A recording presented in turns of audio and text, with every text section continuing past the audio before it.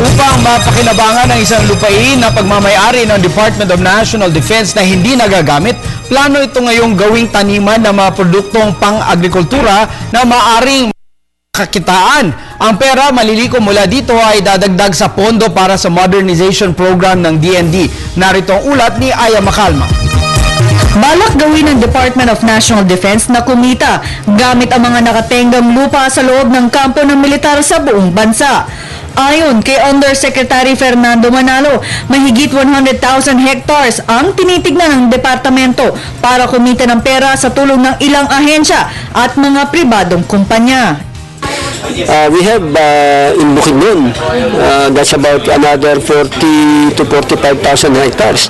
Easily 20,000 hectares doon sa Bukidnon based on the report of the former Commanding General of the Port Infantry Division. That's about 20,000 hectares can be converted into productive use agriculture. 20,000 hectares. So ilang campus? And then we have Iloilo, which is 33,000 hectares.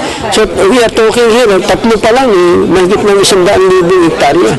And many others. Provinces lang na wala dito sa Metro Manila. Pero Metro Manila, titingnan natin yung kahit yung kampanya.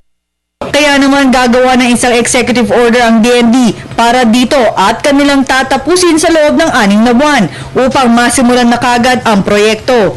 Pagtatanim ang isa sa mga pangunahing tinitingnan ng Defense Department tulad ng kape, bamboo, avocado, cassava, rice at iba pa.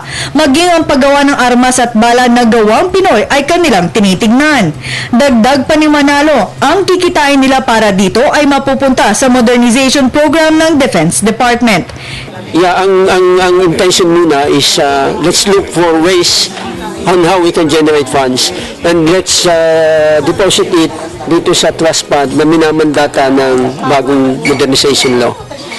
Utilization can be directly for the modernization or kung papayagan o ipahihintulot ng batas, ay di gamitin natin sa maintenance, sustainability. Para sa Telebisyon ng Bayan, Aya Macalma.